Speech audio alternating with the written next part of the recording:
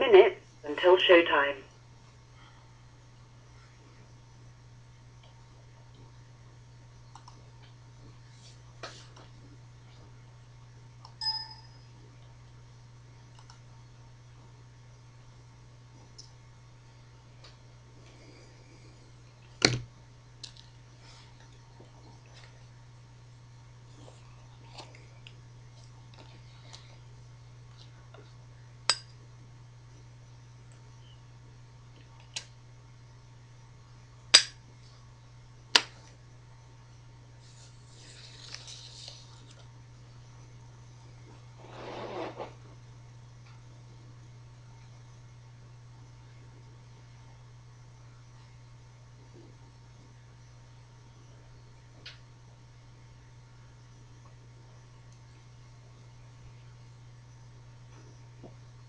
Your show will go live in 5 seconds. 4, 3, 2, 1. Lost or eight.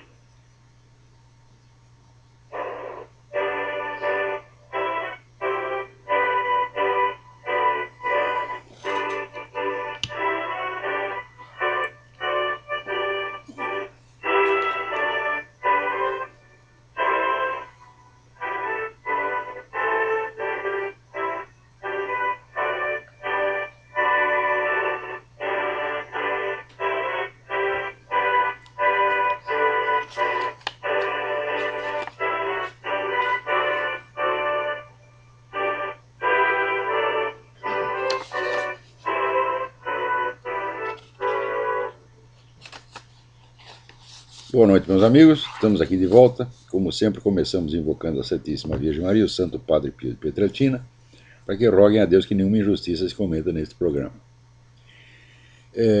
Eu queria lembrar a todos que as inscrições para o curso online de filosofia, do Seminário de Filosofia, continuam abertas. A pessoa pode entrar a qualquer momento. Todas as aulas que foram dadas desde o início estão gravadas e a pessoa pode acompanhar pela ordem.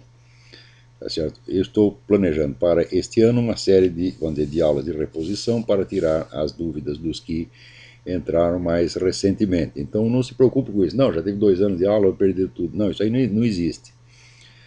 Está tudo gravadinho lá. Muito bem, aqui nos Estados Unidos voltaram as polêmicas em torno da certidão de nascimento do presidente Barack Obama, porque o governador do Havaí, Neil Abercrombie, né, está agora ameaçando divulgar a versão integral da certidão de nascimento, que a única que circula aí pela internet é uma versão resumida, que não prova nada, porque já se conhece muitos casos de pessoas que não nasceram no Havaí que obtiveram aquela certidão resumida. O que tem que divulgar é a certidão originária, assinada, vamos dizer, pelo médico que fez o parto, com o nome do hospital, etc. Veja, tudo na vida do Barack Obama é um mistério. Ele, por exemplo, ele nasceu simultaneamente em 2 hospitais. Tem um hospital no qual ele diz ter nascido e tem outro hospital que ele mandou, quando fez o centenário do hospital, ele mandou cumprimentos ao hospital, parabéns, sabe, eu gosto muito de você, porque afinal de contas eu nasci nesse hospital. Então agora ninguém mais sabe. A irmã dele diz que ele nasceu num, ele diz que nasceu no outro. Provavelmente nasceu nos 2, tá certo? Então nem isso se sabe. E a governadora anterior do Havaí baixou um decreto proibindo acesso de qualquer pessoa à certidão originária. Então ficou um mistério, né? Até hoje nada se sabe do Barack Obama. Eu acho uma coisa realmente incrível, porque o outro candidato, o McCain, os caras investigaram assim, até a cor da cueca que ele estava usando quando foi preso no Vietnã. Sabe-se tudo dele, né? Porque também o McCain também tenha nascido fora do território americano, nasceu no Panamá, mas nasceu numa base americana, então era território americano. Mas criou-se uma maior bafafá em torno da nacionalidade americana do McCain. Quando chegou no Barack Obama, ninguém quis saber de nada, ninguém investiga coisa nenhuma, e se você tenta investigar, já, né, carimbam você. Não, você é louco, você está teórico da conspiração, etc. Quer dizer, é proibido, o negócio, aquele famoso negócio que falava o Eric Fögel, né, a proibição de perguntar. É isso. Então, o governador, né, que é um adepto do Barack Obama, não é um inimigo do Barack Obama e não faz parte da campanha dos chamados birthers. Birthers é o cara que exige o birth certificate, né? Ele não sei por que deu na cabeça dele que ele quer publicar o negócio agora, mas mesmo assim ainda não fez nada, não. Na verdade, ele não ameaçou publicar a certidão de nascimento. Ele disse, nós queremos publicar mais documentação a respeito do nascimento de Barack Obama. Então, provavelmente, isso aí é outro blefe. Né? Porque quando disseram que iam publicar alguma coisa, bom, publicaram um anuncinho que saiu no jornal, né, do casal Obama comunicando o nascimento do seu filho naquela data. Mas quando foram ver, o endereço que eles davam, o endereço era falso. Então, esse anúncio não serve para provar nada. Né? Mas é toda a vida do Barack Obama que é um mistério. Por exemplo, ele esteve no Paquistão numa época em que era proibida a entrada de americanos lá. Então, até hoje, ninguém sabe com que raio de documento ele entrou lá. Esse é um dos muitos mistérios, né? E agora, até o comentarista da MSNBC, o Chris Matthews, que até um tempo atrás tinha horror dos birthers, agora até ele está exigindo, não, eu quero ver o raio da certidão de nascimento. Então, vamos ver no que vai dar isso aí. Eu não duvido que o Barack Obama tenha nascido no Havaí, mas eu acho que algum dado comprometedor deve ter naquela certidão, porque não é possível tanto esforço. Quer dizer, o Barack Obama gastou $1 milhão com um advogado para esconder a certidão, e até o governador interferiu fazendo um decreto para proibir o acesso àquilo lá. Quer dizer, é muito esforço para esconder. Se não tem nada para esconder, então estão jogando dinheiro fora por motivos, né, desconhecidos e impensáveis. Agora, olha, para não dizer que só tem notícia ruim, aqui me chegou um negócio extraordinário. Quem tem filhos em idade escolar para segundo ciclo, fique sabendo que o Colégio do São Bento está revitalizando o seu ensino médio, não no colégio inteiro, numa parte dele, presta atenção, né? Para restaurar a educação católica. Veja você, mas é muita cara de pau do Colégio São Bento querer fazer educação católica. Que coisa mais horrorosa. Isso tem que ser denunciado às autoridades. Olha, eles estão lá ensinando, o Colégio Católico está ensinando catolicismo, que coisa mais horrorosa. Né? Então, aqui me mandaram um aviso dizendo a pedagogia da equipe formadora, o estilo educativo está fundamentado na busca da finalidade última da educação, sendo talvez a única alternativa àquilo que vem sendo oferecido pela quase totalidade das escolas brasileiras. A formação e a orientação oferecidas no colégio serão fundamentadas nos princípios e valores da fé católica. Olha que escândalo, meu Deus do céu. A família que se matricula, ela própria passará por formação constante. O aluno será acompanhado de um professor tutor da sua escolha que buscará ajudá-lo no seu desenvolvimento pleno como ser humano, levando em consideração as implicações profundas que isso acarreta. O mesmo tutor do aluno desenvolverá um convívio e um diálogo constante com a família do aluno, um sistema que eles chamam de preceptoria. Esse trabalho com as famílias é fundamental e indispensável para buscar o fim pretendido pelo colégio. A equipe de educadores é composta por pessoas qualificadas e uma profunda visão sobre a educação. Quem estiver interessado, não adianta ir lá no Colégio São Bento, porque é só uma parte que funciona assim. Então eu vou dar o telefone para vocês e o nome da pessoa. O telefone é 011 3328 8987 para agendar, ou então 011 6447 7327. Vou repetir.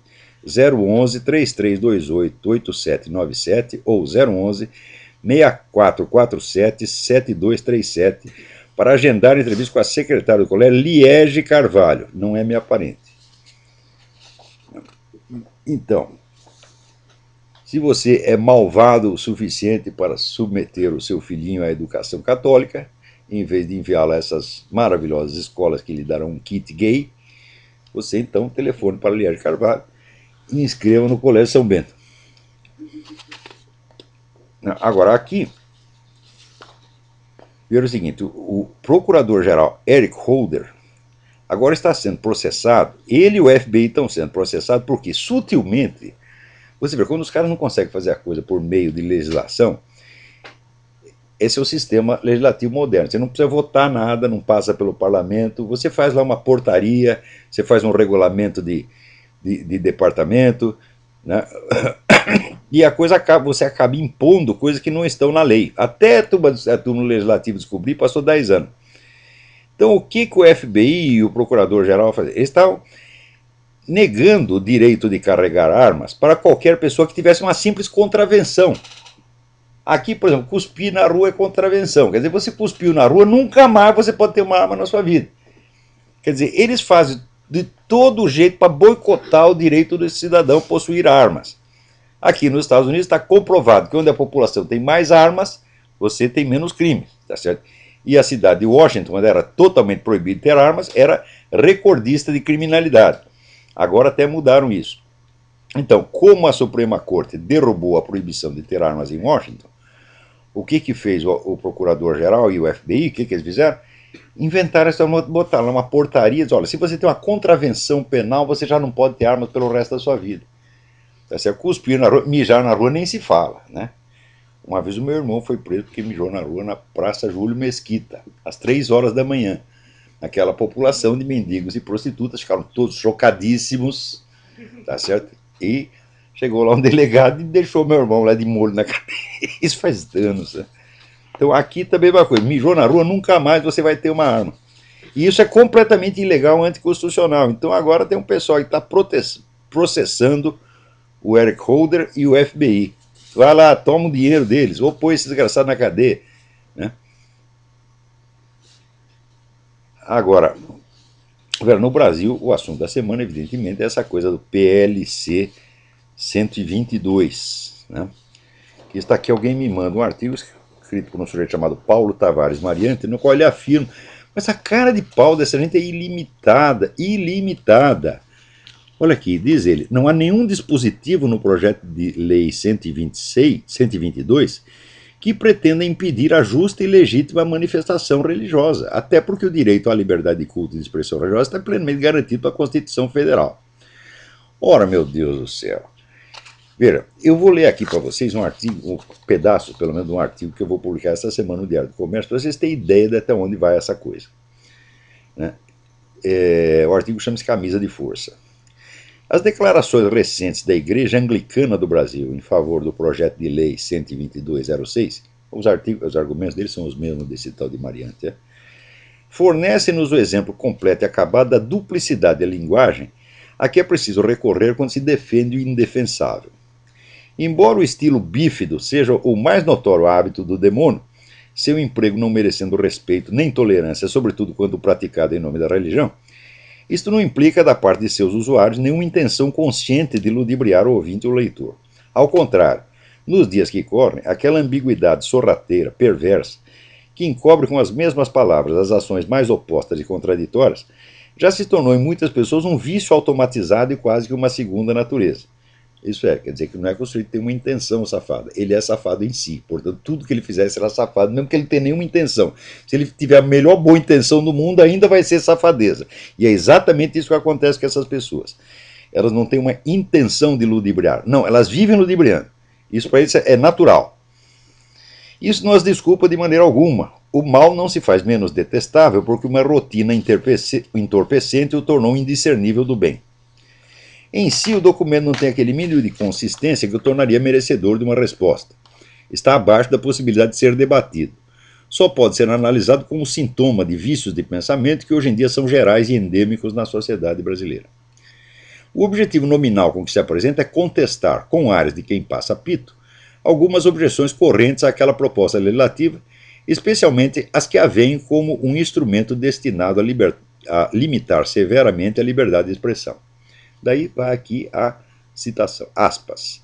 Crítica comum ao PLC 122 é de que o mesmo proibiria as pessoas de criticarem a homossexualidade e que implicaria numa ditadura, numa mordaça àqueles que não concordam com o estilo de vida homossexual. Contudo, essas colocações se pautam em um simplismo acrítico ou em má-fé de seus defensores. Então já vem acusando nós de má-fé. Vamos ver quem é que tem má-fé aí. E contra essa objeção alega a Igreja Anglicana que naquele projeto de lei, aspas, não há criminalização específica da discriminação não violenta por orientação sexual ou por identidade de gênero, fecha aspas. Assim estaria resguardado o direito à crítica, abre aspas. Opiniões respeitosas, embora críticas à pessoa do homossexual, não configurarão crime por força do PLC 122. Fecha aspas. Se o leitor suspira aliviado diante dessas observações, faria melhor em notar que elas significam o oposto do que parecem dizer. Prossegue o documento, aspas. Criticar a homossexualidade, não a pessoa homossexual concreta, implica em... o sujeito é analfabeto. Implica em um discurso segregacionista que se equipara a discursos de ódio que não pode ser tolerado. Quer dizer, os discursos não podem ser tolerados. Tá certo? Isto é o porta-voz, o redator ali, oficial da Igreja Anglicana. Meu Deus do céu. Né? Fecha aspas. A redação abominável mal esconde o sentido ameaçador daquilo que pretende vender como inofensivo. Você pode criticar o homossexual por qualquer outra coisa, por usar uma gravata aberrante, por cometer tantos erros de português quanto o porta-voz da Igreja Anglicana, ou por soltar gases no elevador, mas nunca por sua conduta homossexual. Pior, não pode falar mal do homossexualismo em si, genericamente, sem qualquer referência a uma pessoa concreta. Ou se você disser, o homossexualismo é pecado, pronto, já está incluído. Né? Pois ser contra o homossexualismo é, aspas, discurso de ódio, obviamente punível pelo PLC 122. Mais claramente ainda, o documento afirma que todas as modalidades de discriminação serão castigadas, ainda que, aspas, sejam tais ações perpetradas por motivação moral, ética, filosófica ou psicológica, fecha aspas. Quer dizer, a motivação moralmente elevada e a alta elaboração intelectual da crítica ao homossexualismo não a tornarão menos criminosa nem menos punível. Notem que aí o conceito de discriminação abrange 4 ações possíveis: agredir, constranger, intimidar e vexar. Daí é como cita o documento da Igreja Anglicana. Vexar, prossegue o documento citando o dicionário Wise, é, aspas, causar vexame ou humilhação, sendo vexame, segundo o mesmo dicionário, tudo que causa vergonha ou afronto. Fecha aspas. Ora, qualquer ensinamento que tente mostrar a um cidadão o caráter imoral ou pecaminoso da sua conduta, mesmo que o faça nos termos mais gentis e carinhosos do mundo, não tem como deixar de lhe infundir um sentimento de vergonha. Mais que vergonha, culpa e arrependimento que não vem sem humilhação. Em suma, a simples pregação moral que tenta induzir um indivíduo a abandonar as práticas homossexuais já está catalogada de antemão como crime e niveladas as ações de agredir, constranger e intimidar. Quer dizer, você bater num sujeito, constrangê-lo, por exemplo, prendê-lo num quarto, fazer para que ele não possa sair, ou intimidá-lo, essas ações estão niveladas de simples vexar. Quer dizer, se eu digo para o sujeito, o homossexualismo é pecado. Você está tentando me envergonhar, você está me humilhando. Pronto, você vai pra cana porque humilhou o desgraçado, pô. Né? A permissão de, aspas, opiniões respeitosas, embora críticas, fecha aspas, é com toda evidência uma armadilha destinada a proibir toda e qualquer opinião crítica, mesmo moralmente digna e fundada em motivos intelectualmente relevantes. A própria escolha do adjetivo revela a ambiguidade maliciosa do autor do escrito. Opiniões respeitosas, diz ele. Respeitosas a quem e a quê? Respeitosas à pessoa humana somente ou respeitosas aos seus hábitos homossexuais também? É evidente que se alguém considera um hábito respeitável, não tem por que criticá-lo do ponto de vista moral. Se o critica, é porque não o considera respeitável de maneira alguma. Dito de outro modo, você pode criticar o homossexual desde que aceite sua conduta homossexual como respeitável e superior a críticas, e desde que se abstenha até mesmo de dizer alguma palavra contra a homossexualidade em geral. Chamar isso de mordaça é eufemismo. Mordaça impede apenas de falar, não de pensar. O PL 122 não é uma mordaça, é uma camisa de força mental que impõe a todos os possíveis críticos do homossexualismo uma obrigação psicologicamente impossível, a de criticar sem críticas. Muito mais do que restringir a liberdade de expressão, estrangula a liberdade de pensamento. É uma lei propositadamente absurda, feita na base da estimulação contraditória, para instilar na população um estado de perplexidade apatetada, temor irracional e obediência canina. Se esse monstrengo jurídico, digno da rainha de copas, nasceu da pura confusão mental de seus autores ou de um propósito maquiavélico de reduzir o público à menoridade mental, é algo que se pode conjecturar. As duas hipóteses não se excluem, nem no projeto em si, nem na sua apologia anglicana. Ora, esse negócio da estimulação contraditória e de colocar as pessoas numa numa posição absurda, se revela ainda mais claramente, né, agora comentando já um artigo, se revela ainda mais claramente quando se vê este kit que o Ministério da Educação preparou para ser distribuído a todas as escolas. Pelo conteúdo do kit, se entende qual é a interpretação que o governo da República Brasileira dá a esses crimes de discriminação. O que eles consideram discriminação e o que o governo considerará punível. Então ali passa um vídeo, né, de um menino que se chama, sei lá, Zé Roberto, Toninho, sei lá o quê, mas que lá pelas tantas ele sente que é menina e ele exige ser chamado de Bianca, né? Então, quando as pessoas se recusam a chamá-lo de Bianca, então o Ministério da Educação diz que isso é uma odiosa discriminação. Porque o cara sentiu que é mulher, pô. Né? Ora, meu filho, se eu sentir que eu sou o hipopótamo, o que vocês vão fazer comigo? Então, veja, este vídeo mostra que você recusar-se a tratar um travesti, transexual, drag queen como mulher será considerado discriminação e será, portanto, punível pela PL 122. Agora acontece o seguinte, o sujeito chega dentro de mim, eu vejo que ele é um homem, né? Tem todas as características anatômicas de homem, apenas está com uma peruca e com um vestido tubinho, tá certo? Então, eu vejo que ele é homem, eu sinto que ele é homem, mas ele sente que ele é mulher. Quer dizer, a fantasia sexual dele torna-se mais respeitável do que a minha percepção e o meu sentimento. O que vale é o sentimento dele. Ora, eu estou vendo que o cara é homem, portanto sinto que ele é homem. Agora, ele, que também vê que ele é homem, ele sente que ele é mulher. Então o sentimento dele vale e o meu não.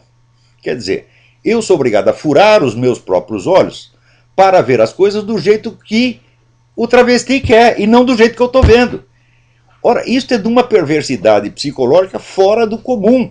Porque é aquele negócio do Groucho Marx, afinal, você vai acreditar em mim ou nos seus próprios olhos? Né? Quer dizer, a autoridade moral da fantasia sexual se sobrepõe à autoridade dos 5 sentidos, meu Deus do céu. Né? Outro dia, eu vi aqui em Washington um sujeito, aliás, com um vestido tubinho cor-de-rosa. Era um camarada de 2 metros de altura.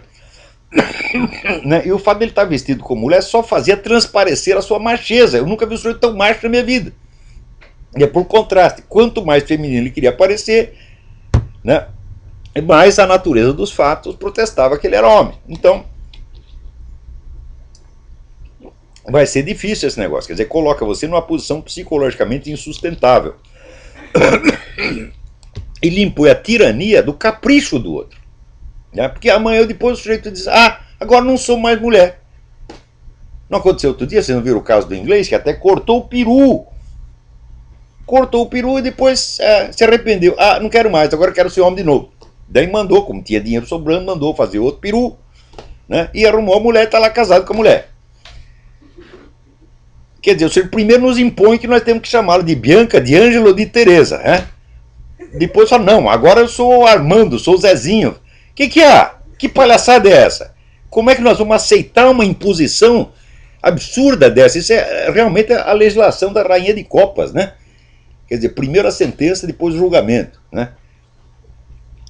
Quer dizer, é uma lei absolutamente dadaísta que impõe a loucura dos legisladores a toda a população. Nós não podemos aceitar isso de jeito nenhum, independentemente de discutir a questão do homossexualismo. Agora, pior, para mostrar que tem mais absurdo ainda. Né? Esses fulanos que pretendem ser chamados de Ângelo e Teresa classificam-se em 3 tipos. O primeiro é o transexual. Quer dizer, o transexual é o cara que tem realmente uma identidade feminina e que, bom, idealmente, ele se submeteria até a uma cirurgia de mudança de sexo. Quer dizer, sacrificaria o próprio peru em defesa da sua tese. Aqui eu sou mulher, vou provar, toma lá o meu peru, leva de volta. A maioria dos transexuais não faz nem isso. Segundo, tem os travestis, quer dizer, o cara que sabe que é homem e gosta de ser homem, mas ele apenas se sente sexualmente excitado quando ele se veste de mulher. E terceiro tem o drag queen, que não é nem isso, que é o cara que se veste de mulher de gozação. Os 3 têm o direito de ser chamado de Teresa agora? E aqueles travestis, que tem muito travesti, que diz, você pergunta, quer fazer operação de cirurgia de sexo, mudança de sexo? Não, eu quero o meu peru, tenho muito orgulho do meu peru. Você veja,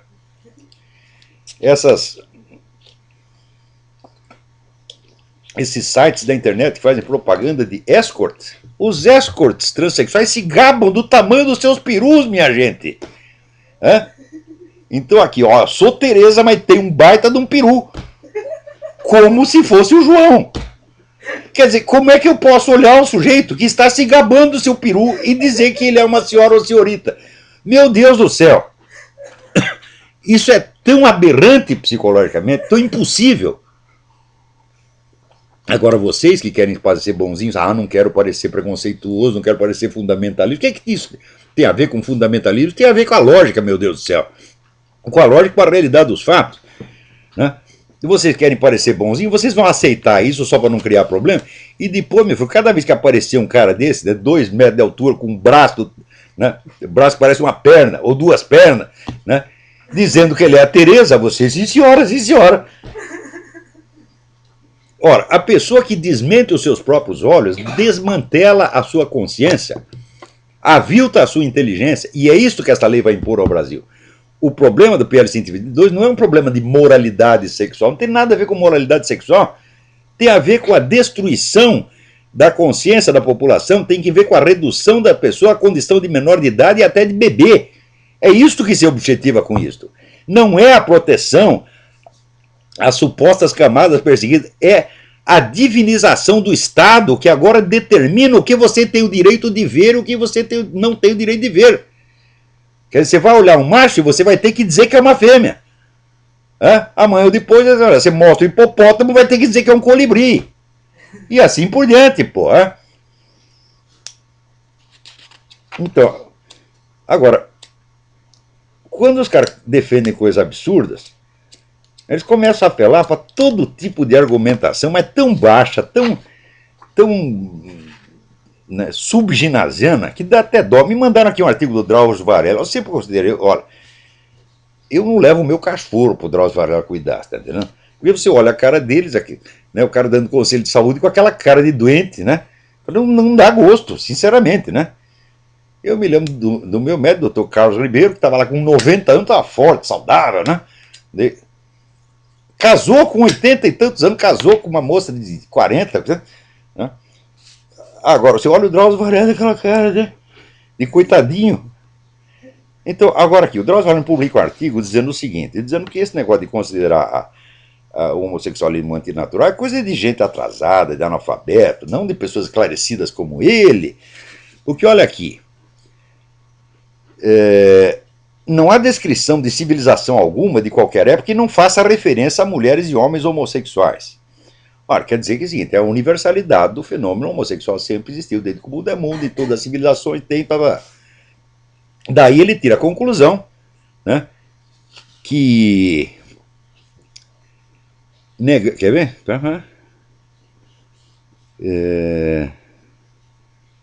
Negar a pessoas do mesmo sexo permissão para viver em uniões estáveis com os mesmos direitos das uniões heterossexuais é uma imposição abusiva. Fala, peraí, quer dizer que porque existia homossexualismo em toda parte, nós temos que aceitá-lo como uma norma legítima e como uma coisa igualmente valiosa, tão valiosa quanto o casamento heterossexual? Não, seu Drauzio Varela. Para isso você teria que provar, não que houve homossexualismo em todas as sociedades, mas que todas as sociedades o aceitavam como legítimo e normal. O que é exatamente o contrário. Essa história, por exemplo, de que o homossexualismo era aceito na Grécia e Roma, isso é uma coisa de analfabeto como você. Vai lá, a legislação grega e romana quanto a isso era extremamente rigorosa. Tá certo? E, às vezes, se tolerava o homossexualismo assim como se tolera a bebedeira. Não é uma coisa que ninguém recomende.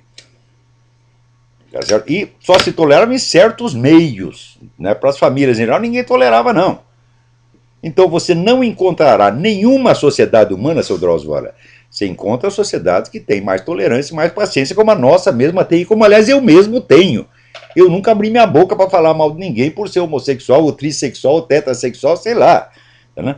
Mas uma coisa é tolerar, agora outra coisa é querer impor como normativo e como coisa de idêntico valor com o casamento. Né? Então me mostra, seu Drauzio Varela, alguma sociedade que tenha considerado a união gay uma coisa tão digna e respeitável quanto o casamento heterossexual, casamento de homem e mulher. Não tem nenhuma, seu Drauzio. Então você nos dá a amostra de um fato, tá certo? E tira a conclusão que não tem nada a ver com esse fato. Ora, quer dizer, daí ele diz, olha, o homossexualismo existe em todo o reino animal. Tem aqui ratos, camundongos, hamsters, cobaias, coelhos, porcos, espinhos, cães, gatos, cabritos, gato, porco, antilo, carneiro, macaco, até leões. Né? Olha só. Macacos e até leões. Quer dizer, porque toda esta gente do reino animal está praticando isso, significa que é moralmente legítimo, recomendável, respeitabilíssimo para o ser humano. Hã? Ora, quer dizer que uma conduta, por ela estar numericamente disseminada, não só na espécie humana, como na espécie animal, torna-se automaticamente um direito. Escuta, você não sabe, essa é a regra elementar do método científico, meu filho. De um fato não se deduz um valor. Não é porque uma coisa acontece muito, não é que você deve proclamar que ela é legítima, que ela é boa ou que é ilegítima. Quer dizer, você nunca ouviu falar de non sequitur? Não, você nunca ouviu falar de non sequitur, você não sabe o que é um non sequitur, senão você não o cometeria com tanta constância. Ele comete um non sequitur e ainda posa de superior e de inteligente. Fala os mais esclarecidos, como nós, Drauzio Varelas, os mais burros como Drauzio Varela, meu Deus do céu. Quando é que você vai entender que esse cara é burro? Né?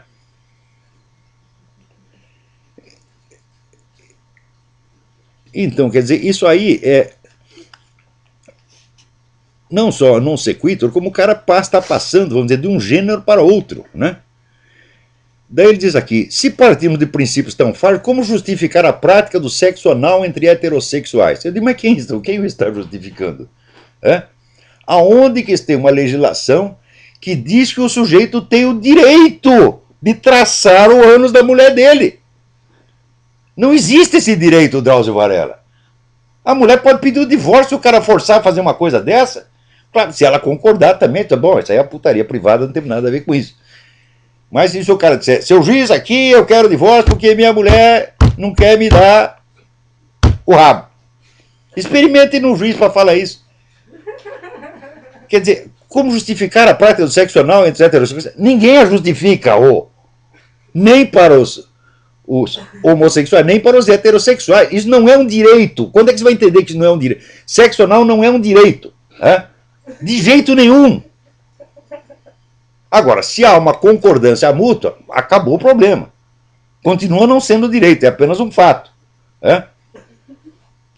Mas, né, experimente, seu Drauzio Varela, experimente você fazer sexo anal com uma mulher que não quer. Você vai dizer, é um direito constitucional, tem o direito. Né? Ela vai no juiz e te prende, rapaz. Como tu é burro. Né? E o sexo oral? Né? Sexo oral também não é um direito.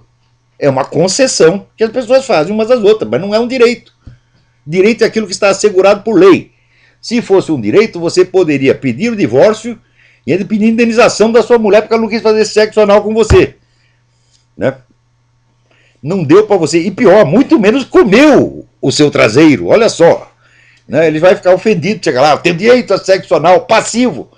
E a minha mulher, só por não ter um peru, não quis me comer, que coisa horrorosa. Como é que nós toleramos um jumento desse opinando e com ares de autoridade ainda desfazendo os outros e se fazendo de superior? Como toleramos esta palhaçada? Né? Não é uma questão de divergência de ideias. Eu não tenho divergência de ideia com o Drauzio Varela porque ele não tem ideia nenhuma. Isto aqui é os subginasianos. Um aluno meu que me apresentasse uma redação dessa, eu botava o cara para fora. Falei, vai lá aprender a pensar, meu filho. E outra coisa, veja lá, ele cita aqui os macacos bonobos, por exemplo, né? E chimpanzés, bonobos que praticam lá a homossexualidade. Ora, meu filho, esse de fato eles praticam, só que tem uma outra coisa que eles também praticam. Eles praticam a pedofilia. O macacão grande come o pequenininho. Isso é disseminado, é geral. Torna-se um direito também por isso, quer dizer, porque o chimpanzézão está comendo o chimpanzézinho, tem lá o Drauzio Varela o direito de dizer que, né, isso aí é um direito que tem que ser assegurado a todos, direito constitucional, a pedofilia. E esses caras vão, mais dia menos dia, eles vão querendo nos impor essa porcaria, porque já estão preparando o terreno para isso. E nós ainda continuamos prestando atenção a essa gente. E os caras fazem tudo isso, faz essa ofensa brutal à dignidade da nossa inteligência. Eu não estou falando de moralidade, meu filho. Eu sou o cara mais imoralista que você conhece. Eu sou um cara de uma insensibilidade moral a toda prova. Tá certo? Você pode aparecer com 500 mulheres, 500 homens, como o Luiz Mota. O máximo que eu faço é dar risada. Tá certo? Eu não me sinto ofendido com nada. Se o cara me perguntar se deve fazer, eu digo, você não deve fazer. Mas eu não me sinto ofendido com nada. Também eu acho a coisa mais engraçada o pessoal usar a palavra homofobia. Quer dizer, você tem medo. Digo, ora, eu me lembro que no tempo que eu estava no ginásio tinha aqueles menininhos que pareciam menininha, né? Alguém ficava aterrorizado com eles? Quer dizer, entra o garotinho lá fazendo, né, desmunhecando, fica todo mundo aterrorizado, se esconde embaixo da carteira. Ai, que medo! Ora, meu Deus do céu, que coisa mais absurda, isso jamais aconteceu. Homofobia não existe, né? É uma invenção da cabeça perversa, né? E essa famosa violência, inclusive ele, veja, o título dele também é um non sequitur, porque ele fala violência contra homossexuais, e no longo do artigo ele não cita violência nenhuma, né? Ele fala apenas de que estão negando um direito. Veja, o sujeito inventa que ele quer um direito e começa a raciocinar como se esse direito já existisse. Estão me negando o direito ao casamento gay, quer dizer, como eu tenho direito ao casamento gay, os caras me negam. Fala, porra, meu Deus do céu, quem é que não vê que isso é vigarice? Não? Os que se sentem ultrajados pela presença de homossexuais, que procuram no âmbito de suas próprias inclinações sexuais as razões para justificar o ultraje. É sempre esta presunção de que, se você é contra o casamento gay, é porque você se sente ultrajado pela presença do homossexual. Olha, eu só vi pessoa ultrajada pela presença homossexual numa sauna gay. Eu contei esse episódio aqui, né, que teve um debate dentro do movimento gay, porque os machões iam na sauna gay para encontrar outros machões, e tinha alguns travecos que tinha cara de pau de entrar lá com sutiã, os peitão, etc, etc. Os caras ficaram ultrajados e diziam, tenho nojo disso. Agora, imagina um heterossexual dizer, tenho nojo disso. Né? Primeiro, não é normal você ter nojo de dessas coisas, né? Nem se sentir ultrajado pela presença do homossexual, a não ser, por exemplo, numa igreja, num culto religioso. Por quê? Porque isso é crime de ultraje a culto, que esse pessoal pratica o tempo todo. Né? Agora, não é só ultraje a culto, veja você o que eles fazem. A BBC, né, outro dia passou um programa, série chamada Natividade, onde lá diz que a Virgem Maria é prostituta. Isso não é ultrajar, não é ofender a religião dos outros, isso nós não temos sentimentos religiosos, não. Quer dizer, o nosso sentimento de respeito, devoção, amor à Santíssima Virgem Maria não merece ser respeitado. Agora, o sentimento de um machão peludo que acha que é mulher, esse sim é sacrossanto. Ora, vamos pra merda, porra! Quer dizer, o que é isto? Tem alguém na linha aí? Alô, quem é? Tudo bom? Tudo bem, quem tá falando? Tudo bem, é Carlos aqui de Jacareí. Sim, tudo bem. Duas perguntas, tá? A primeira é o seguinte, por que muita gente fala que o Hitler, o nazismo, era de direita? Tá? Olha, na época todo mundo sabia que não era. Se você ver a documentação, né, eu outro dia mesmo estava lendo o famoso livro do Drie de la Rochelle, que era um propagandista do nazismo, chamado Socialismo e Fascista. Socialismo fascista. Todo mundo sabia que era um regime revolucionário, tá certo? E quem primeiro reagiu contra ele foram os conservadores. O pessoal da esquerda queria acomodar. Na França foi assim. Todo o pessoal da esquerda queria acomodar com Hitler. Tá lá, inclusive a esquerda católica. Emmanuel Mounier, essa putada toda. Tudo queria, não, vamos ficar de bem com o homem. E os conservadores falaram, vamos nos rearmar, porque esse cara vai nos invadir. Ou seja, a direita que reagia contra isso. E a esquerda sempre querendo acomodar. Aliás, se querer acomodar, não. A União Soviética foi que armou a Alemanha nazista em segredo. Não existiria exército nazista e não existiria perigo nazista se não fosse o plano de Stalin de usar os nazistas como ponta de lança da revolução. Então essa história que retroativamente, dizer, não, o nazismo era assim, o instrumento do grande capital. Instrumento do grande capital é uma pinóia. O cara mais rico que tem na Alemanha, que era o tal do Thyssen. O Thyssen ficou com horror do nazismo, fugiu para a França. O Hitler mandou sequestrar o cara e trazer de volta e o mortor fez trabalhar para ele. O próprio Hitler dizia, nós vamos botar empresariado de joelhos. Não era o empresariado, não era o grande capital que mandava o nazismo, era o Partido Comunista que mandava no grande capital. Esses caras inverteram tudo, isso é um bando de vigarista, porra. Tanto é que o Stalin ajudou o Hitler, né? Exatamente, se não fosse Stalin não existia. Hoje, no começo foi o livro do Ernest Toppich, o primeiro que levantou essa leve, Stalin's War, o livro chama, um clássico, né? Hoje tem uns 20 livros documentando isso, sobretudo com o material dos arquivos de Moscou quando foram reabertos. Hoje essa tese está mais do que provada. O Stalin planejou toda a Segunda Guerra com antecedência, usando os nazistas como instrumento, como ele dizia, o navio quebra-gelo da Revolução. Então, são duas alas do movimento revolucionário. Ora, revolucionário, o que ele mais gosta é matar revolucionário. Ele mata menos reacionário do que revolucionário. Sempre foi assim. Você faz uma revolução, no dia seguinte, todos os líderes da revolução estão na cadeia ou no cemitério. Ok. Então, professor, a segunda pergunta era o seguinte: na mesma linha da temática do Dias Gomes e da Janete Clerc, que tinha um fundo lá, um pano de fundo de mensagem comunista, os filmes do Mazzaropi não tinham também esse pano meio comunista, que era lá o dono da fazenda, que maltratava... Não, Mazzaropi tinha assim, tinha aquele apelo social um pouco demagógico, mas eu não sei se o Mazzaropi teve ligação com o Partido Comunista. Provavelmente alguma teve, porque ninguém subia nas artes de espetáculo no Brasil sem passar pelo beneplácito do Partido Comunista. Pode até ser. Eu não lembro direito os filmes, né?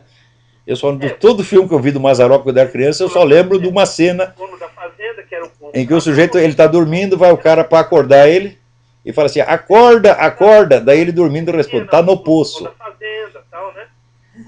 Então ficava aquele negócio do empresário, o dono da fazenda, o capitalista mal, né? Bom, esse estereótipo do capitalista mal faz parte, isso aí nem precisa ser propaganda comunista, é o masoquismo burguês. O burguês adora ser cuspido, escarrado, levar pontapé na bunda, adora isso.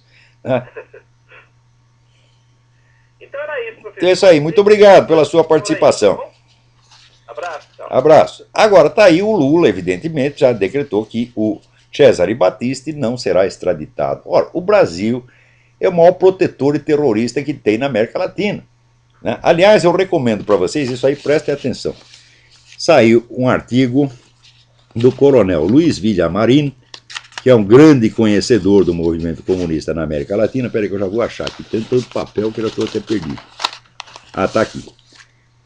Luiz Villamarín, olha, procure lá, o site é www.luizvillamarin com dois L's, Villamarin com dois L's e N final.com, né? E o artigo diz aqui, né?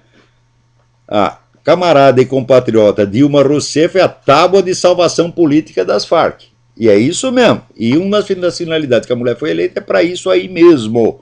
O governo brasileiro é protetor das Farc. Outro dia mesmo, comentei até na semana passada. Teve um sujeito que era membro das Farc, teve um desentendimento lá dentro, matou 19 membros das Farc e montou sua própria quadrilha de narcotráfico. Chegou no Brasil, foi preso imediatamente. Concorrentes e inimigos das Farc são liquidados na mesma hora. Agora, e as Farc, propriamente dito? Não se toca nelas. E se por acaso um cara das Farc é preso, no dia seguinte, corre toda a putada petista para proteger, para tirar o sujeito da cadeia, para dar emprego, etc., e dar nacionalidade brasileira. Cesare Battisti é a mesma coisa, porra. Né? Então, quem não sabia que o Lula ia fazer isso? Então procurem lá esse artigo, esse importantíssimo, do coronel Luiz Villamarín. Camarada e compatriota Dilma Rousseff é a tábua de salvação política de las Farc, que dá para você ler em espanhol.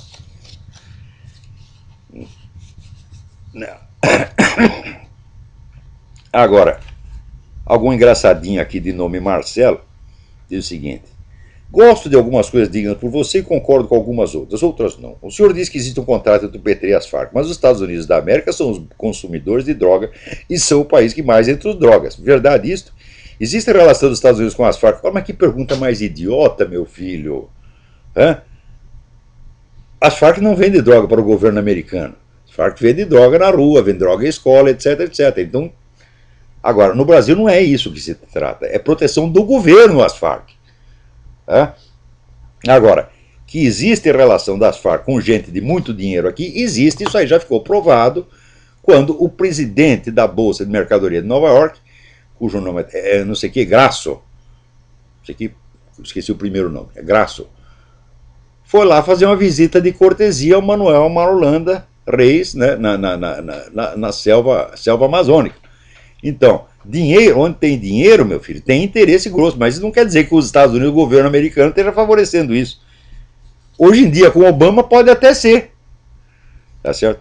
Mas não acredito que isso aconteça, não. Agora, aqui estão falando do negócio da discriminação, eles dizem, veja você, né? O apresentador, José Luiz da Atena, foi condenado a uma advertência pela Secretaria de Justiça de São Paulo no processo administrativo que a Defensoria Pública móvel contra ele por discriminação homofóbica. O processo partiu de uma reportagem no programa Brasil Urgente, durante o qual a Atena usou expressões como travecão butinudo do caramba ao falar de um travesti. Peraí, por que chamou o cara de butinudo? Hã? Por quê? O travesti agrediu o cinegrafista. Quer dizer, na hora de agredir é machão. Né?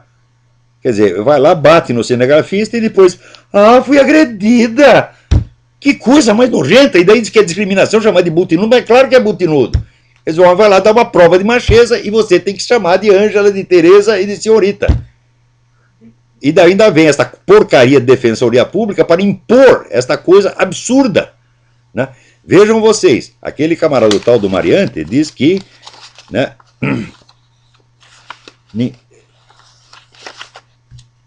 que ninguém será, como é que se diz, punido por pregação religiosa, etc, etc. Será punido apenas por agressão. Ora, mas espera um pouquinho, se um sujeito te agride fisicamente e alguém reage verbalmente, isso chama-se revide. Quer dizer, o travesti tem direito de bater no cinegrafista, mas o cara da televisão não tem nem sequer o direito de chamar o cara de travecão butinudo. O que é? Tem que apanhar quieto, ainda pedir desculpa para a senhorita. Quer dizer, isso é uma violação da lógica mais elementar, violação de todos os direitos humanos, violação de todos os princípios morais e violação da própria ordem constitucional. E nós estamos tolerando isto. Né? Muito bem. Agora, ao mesmo tempo, é claro, né, que isso só acontece porque o Brasil está se imbecilizando numa velocidade impressionante. Está aqui, o professor Marcelo Hermes Lima me manda aqui mais um estudo que ele fez sobre o desempenho do Brasil em 20 áreas da pesquisa científica. Tá certo? Então ele compara aqui, veja aqui.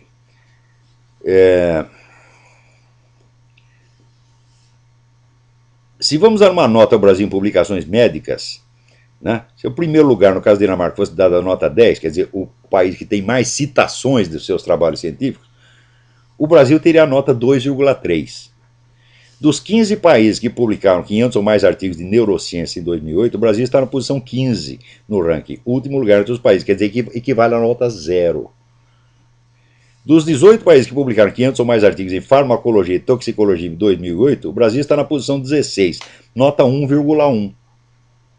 Então, quer dizer, o Brasil simplesmente está saindo do circuito científico internacional. A publicação,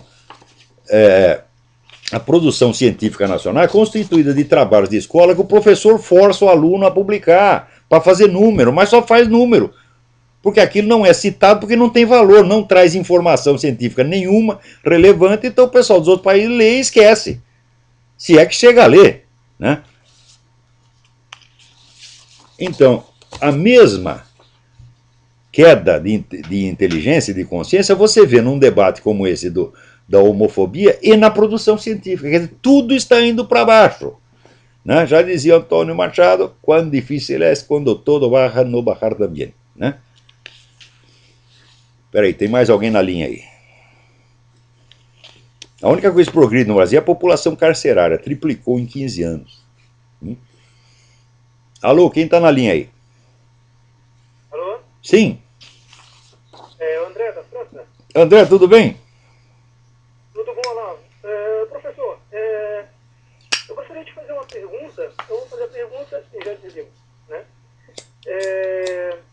Todos esses acontecimentos e essa questão aí do homossexualismo, enfim, o senhor não acredita que isso tudo seja um cumprimento bíblico, vamos dizer aí, digamos, no início do João Apocalipse, né, uma perseguição cristã, né, contra os cristãos? Né? Não, eu não sei, eu sou contra esse negócio de achar que nós estamos no Apocalipse, por quê? Lá no Novo Testamento, alguém pergunta para Jesus Cristo quando é o fim do mundo, ele diz, olha, eu não sei, só Deus Pai é que sabe. Agora, no Brasil todo mundo sabe quando vai ser o Apocalipse, né? Você pergunta qualquer pastorzinho, ele te informa a data, a hora e local, e afirma que já estamos dentro dele. Eu não tenho a menor ideia.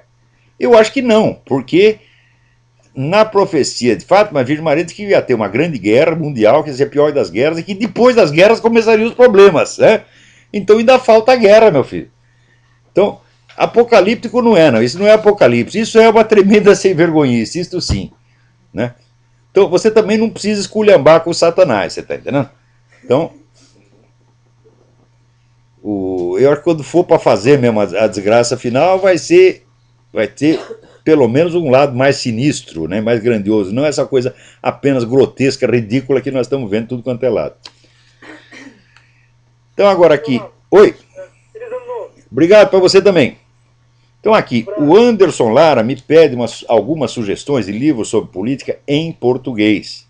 Ora, está difícil, porque em português não se publica nada, mas eu lembrei aqui alguns títulos que você poderia ler, né, que está em português. O primeiro é o livro do François Furet, Furet é F-U-R-E-T, O Passado de uma Ilusão, Ensaios sobre a Ideia Comunista no Século XX, publicado aqui, deixa eu ver, pela editora Siciliana uns anos atrás. É um dos melhores estudos sobre o comunismo. Sugiro para você um romance, mas é um romance baseado em fatos reais. O autor chama-se Vladimir Volkov, com 2 Fs, V-O-L-K-O-F-F, chamado A Conversão. É um romance sobre a espionagem soviética, mas baseado em extensos conhecimentos, que o Vladimir Volkov é um dos grandes estudiosos de espionagem, desinformação, etc, etc. Ele baseou esse livro exatamente nos fatos como as coisas se desenrolam mesmo. O terceiro livro que ele recomenda é o livro do Heitor de Paula, O Eixo do Mal Latino-Americano. Esse aí, evidentemente, tem que ler. Então fica aí essas 3 sugestões de leitura para você, né? E deixa eu ver se tem mais alguma coisa. Então, olha aqui, feliz ano novo para todos, muito obrigado a todos que enviaram voz de Natal e ano novo. Não dá para responder um por um, porque são muitos. Eu fico constrangido às vezes, porque o pessoal manda muito e-mail aqui, às vezes coisas importantes. E às vezes até me escapa, porque é tanto e-mail que chega. Eu inventei esse programa para responder os e-mails, tá certo? Para dar a informação que a pessoa pediu por e-mail. Mas acontece que daí esse negócio eletrônico, internet, foi feito para facilitar as tarefas, né? Só que a partir da existência desse instrumento, a exigência centuplica, né? Então, por exemplo, é muito mais fácil você responder e-mail do que botar carta no correio. Sim, só carta no correio você botar 3 ou 4, agora e-mail você tem que responder 800. E é exatamente isso que acontece. Então eu peço de coração desculpas a todos aqueles a quem eu não pude responder, ou mensagem de Natal, Ano Novo, ou qualquer outra mensagem. Peço desculpa de todo o coração, não está dando para fazer. Já não tenho condição mesmo de responder a tudo. Gostaria de ter. Então, por hoje é só, e não esqueçam do Colégio São Bento e também do Seminário de Filosofia, onde estão permanentemente abertas as inscrições. Então, quando mandarem e-mail para o Seminário de Filosofia, mandem também para minha esposa, roxane.andrade@gmail.com, porque daí se escapa, né, dos meus olhos de águia, não escapa dos olhos dela, né, os meus, né, olhos de águia caquética, né, a águia que já não está enxergando mais coisa nenhuma, bate no poste, né. Então é isso aí, até a semana que vem, muito obrigado.